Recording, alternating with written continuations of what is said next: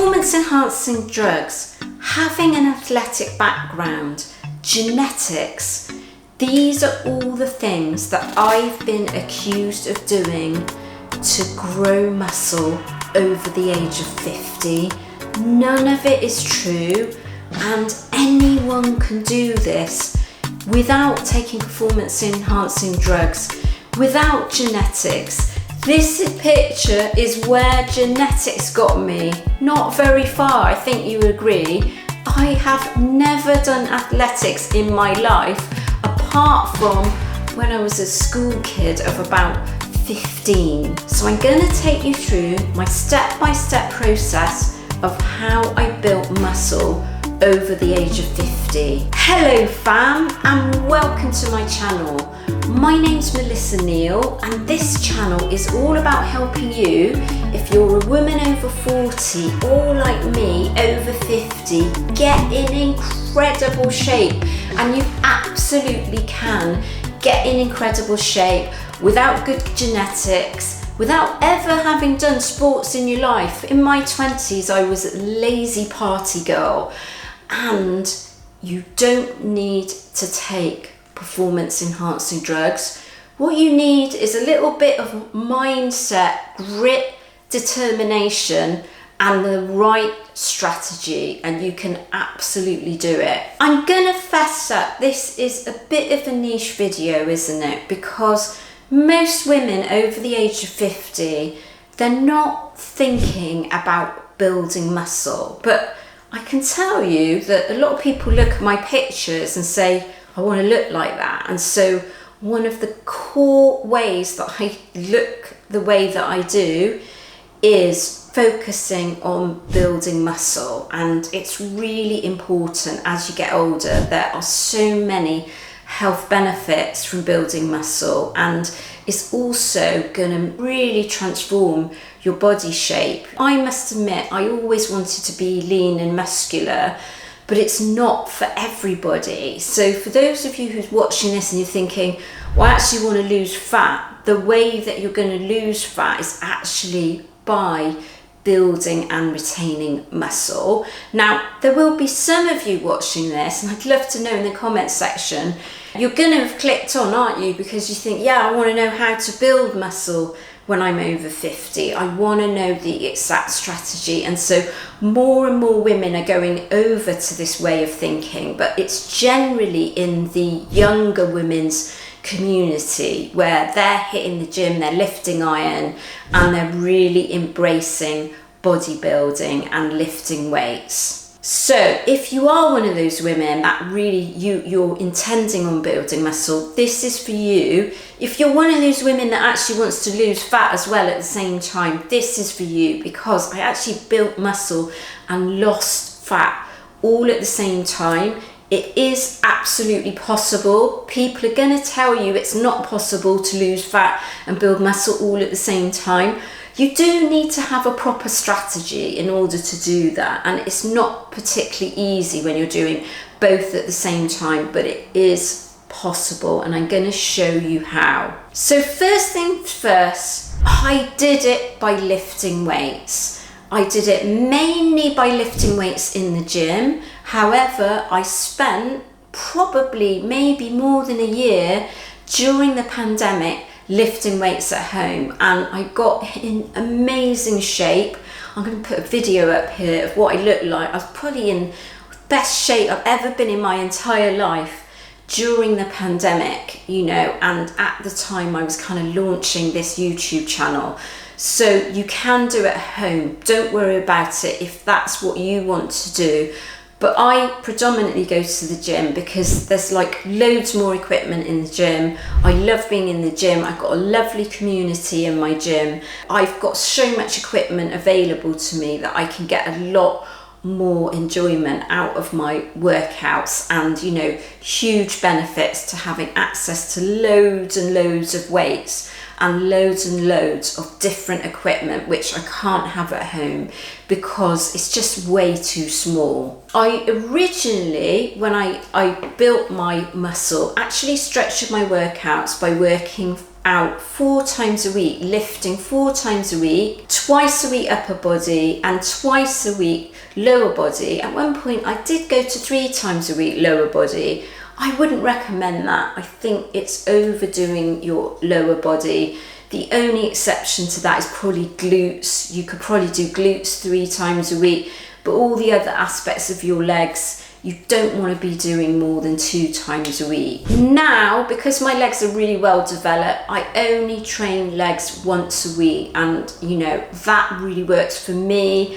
I would say if you want balance in your physique, you should be doing 2 lower body days and 2 upper body days, not like me, but I am trying to balance out my lower body with my upper body. That's why I do 3 upper body sessions per week, and it gives me a whole week for my legs to recover, because I really smash it. I really train hard with my leg session.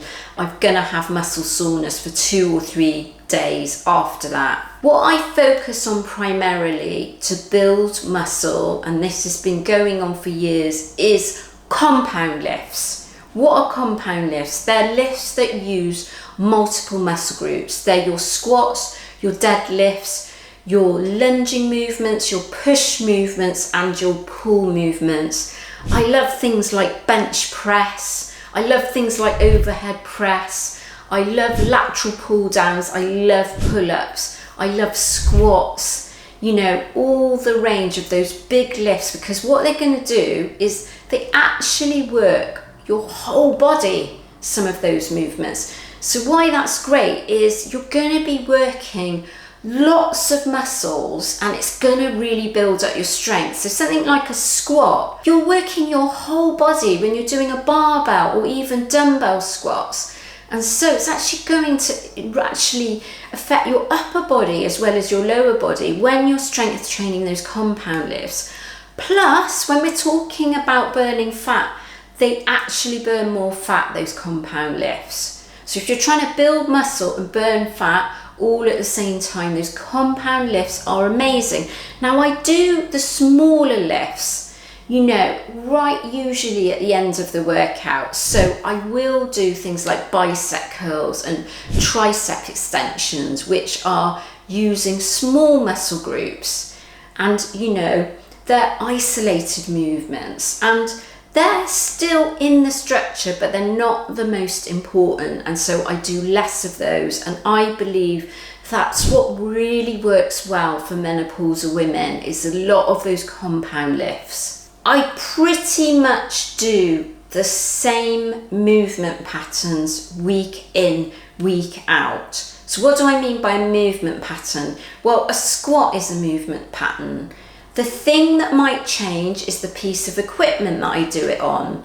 So I might do it with a barbell. I might change my foot positioning. I might do a squat with a hack squat. And so there's loads of ways you can actually perform that same movement pattern, but I'm always going to do some sort of squat when I go into the gym every week to train legs. The other thing that changes is the number of sets I do, the number of weights I do. I definitely want to try and increase the weight. That's going to build muscle, that's going to build strength. If I can't increase the weight, I'm going to slow the movement down, or I'm going to add an extra rep in.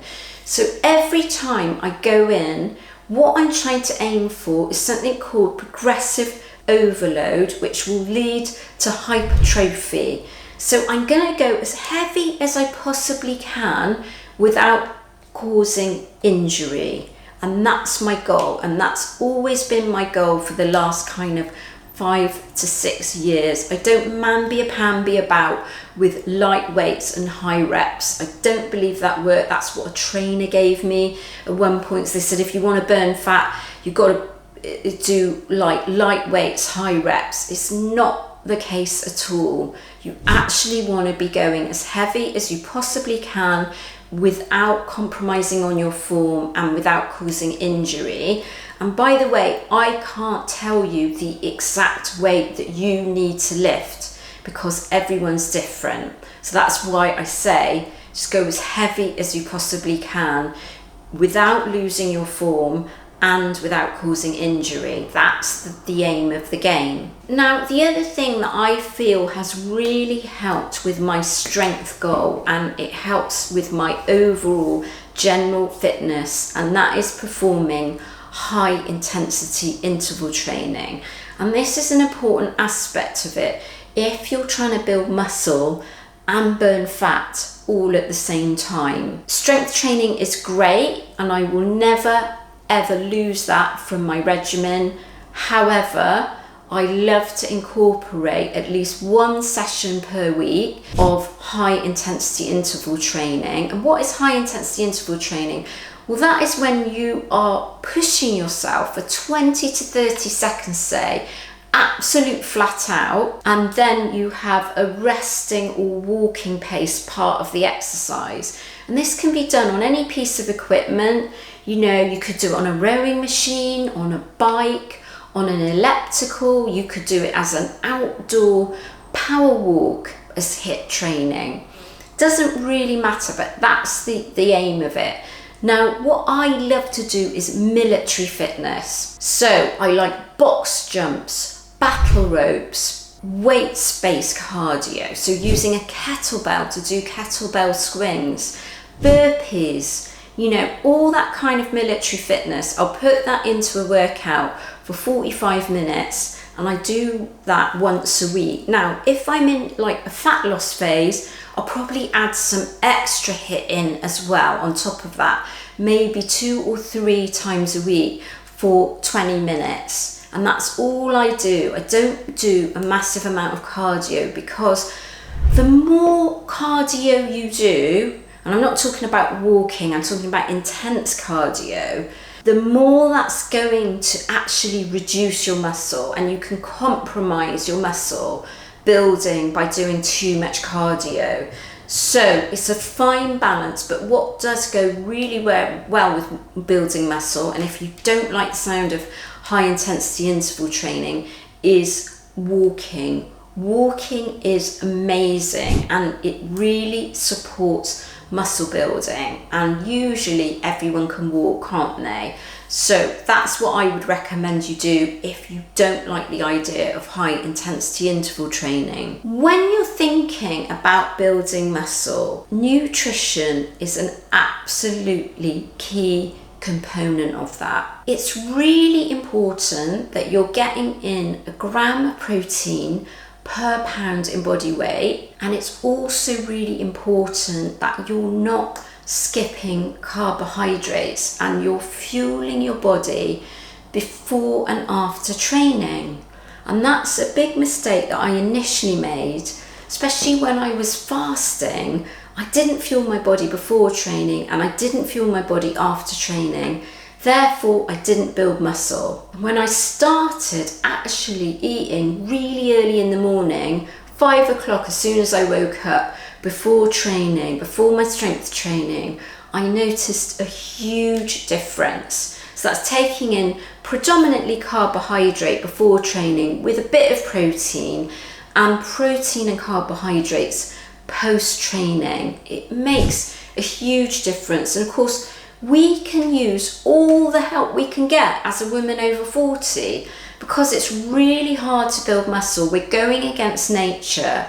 And really, for me, the way that I am now, I believe, is hugely down to nutrition, because I was strength training a long time before I started seeing results. I had 2.5 years of failure, but when I started implementing some of these techniques around nutrition, I actually did it because I met a coach who took me to my competition, my first competition, and she recommended that I eat before and after strength training. She gave me a meal plan, and it was like a massive game changer. I could see my body was changing before my eyes in a matter of weeks by implementing the correct nutrition. So I can't stress this enough, how much of an important component it is, and especially for women like me that don't take performance enhancing drugs. You need to incorporate the correct nutrition, and you know, the correct nutrition is just massive for us. You want to be, as well as getting a gram of protein per pound in body weight, or if you weigh over 170 pounds, shoot for your gold body weight, because it's actually based on lean mass. So you want to be doing that, but you also want to be tracking your calories and macros. You want to be weighing out your food. So this thing, I mean, it's getting a bit old now. This is my best friend, digital scales. I use these every single day for most of my meals, and it lets me know how on track I am with food, and it's so important. It's the key to all this. And some people would say, oh, it's boring. Well, it's not boring when you're seeing results. Weighing out your food is actually quite pleasurable, and it's really easy to do that. I'll be honest with you, yes, I have, and I had, when I got success, huge discipline around food. I learnt a massive amount about discipline around food going through the stage competitor bodybuilding bikini prep process, because you have to be really precise. Now, if you're not planning to go on stage, you don't need to be quite as disciplined as that, but you do need to have a huge amount of discipline to build muscle, because you need to be weighing and measuring your food to know that you're getting in enough protein, to know that you've got the right amount of carbohydrate to build muscle. So the tighter you get with the nutrition, the better results you are going to see from the gym. Now, I had a client recently that said to me, Melissa, I don't want to get like you. And I said, you know, you're lucky if you can get like me, because one of the things is in order to actually reveal muscle, and this is what I explained to her, your body fat percentage needs to be low. You're talking about probably a 20% body fat percentage or less. I'm probably about maybe 18% at the moment. I don't know exactly because I don't measure it exactly. You need to do that with a DEXA scan, which is quite expensive. But looking at my pictures, that's where I would say I'm at.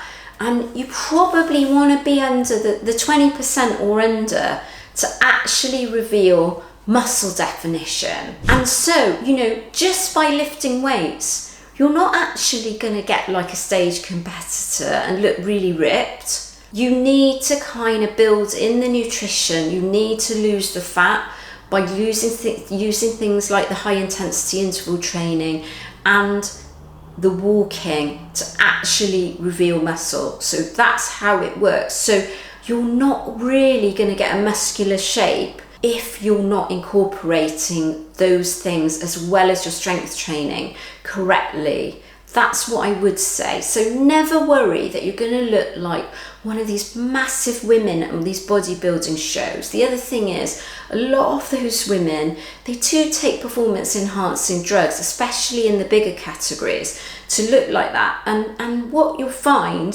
if you're a woman over 50, you're not going to be able to put on a significant amount of muscle. So that's why I'm saying to this client, you're lucky if you get to look like that. Because it's actually really, really hard to put on muscle, and it's really hard to get lean enough to reveal muscle. So just think about that. Don't ever think like, oh, I don't want to get like whoever it is that you've seen on stage, or maybe you've seen my pictures. It's actually really, really hard to get like this, especially when I'm in stage condition. The only people that get like that when I was in stage condition are actually stage competitors, because it's really hard. You won't have the necessary kind of motivation to do that just in real life. It's really hard. Let's talk about supplements. The first thing to say about supplements is supplements are not going to make a huge difference. It's the nutrition that supports your strength training that's going to make a bigger difference than supplements. That being said, my favourite supplement is creatine. I've been taking that for years. Of course, I don't know what my body would look like if I didn't take creatine. So there's nothing to compare it with. but there are a huge number of studies. It's one of the most studied supplements, and there is a huge number of studies that show it improves your performance and it improves your muscle building. And because it's a natural supplement, I would highly recommend it for menopausal women, women over 40, women over 50. It's fantastic.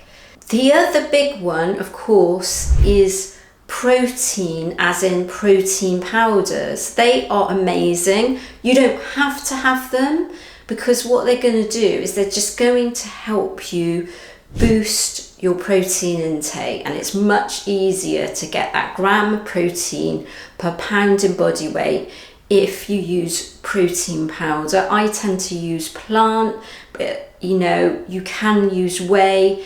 Some studies have shown that whey is more effective than plant.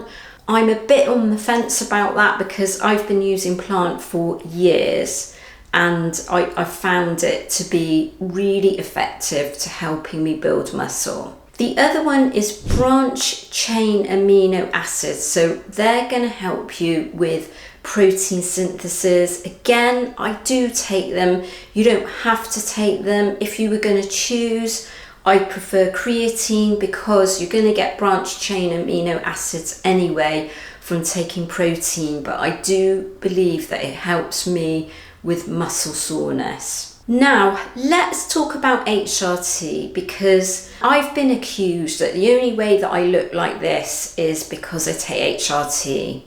Now, I went on my transformation journey quite a number of years ago. At age 52, I started hitting the bodybuilding stage, and I did that until age 54 without the use of HRT. So you do not need to take HRT to build muscle.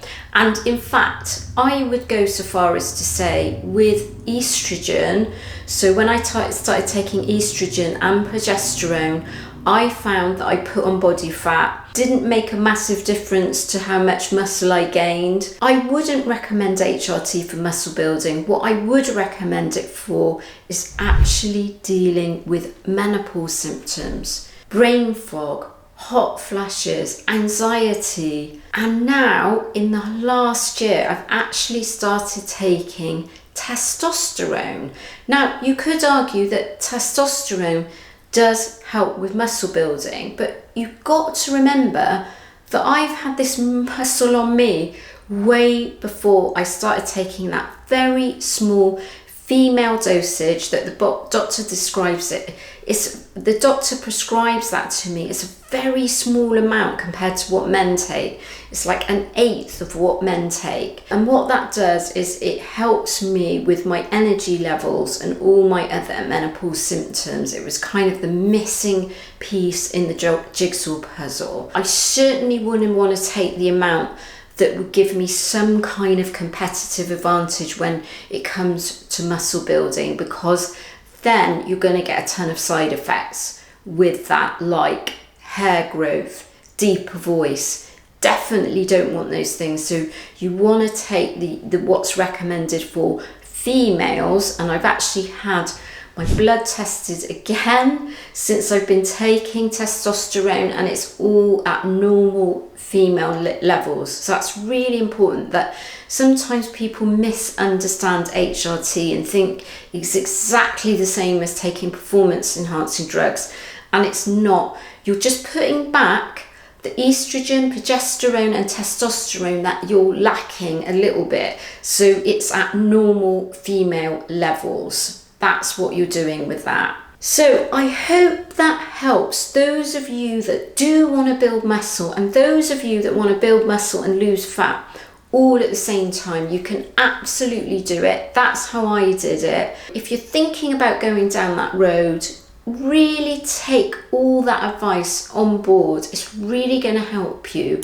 And if you want a program that actually really covers all of this, I do run my own fitness and weight loss programs all inside my app, and it's specifically designed for women over 40. Now, to try that out, you can actually use my free 7-day plan. You will never be charged for that.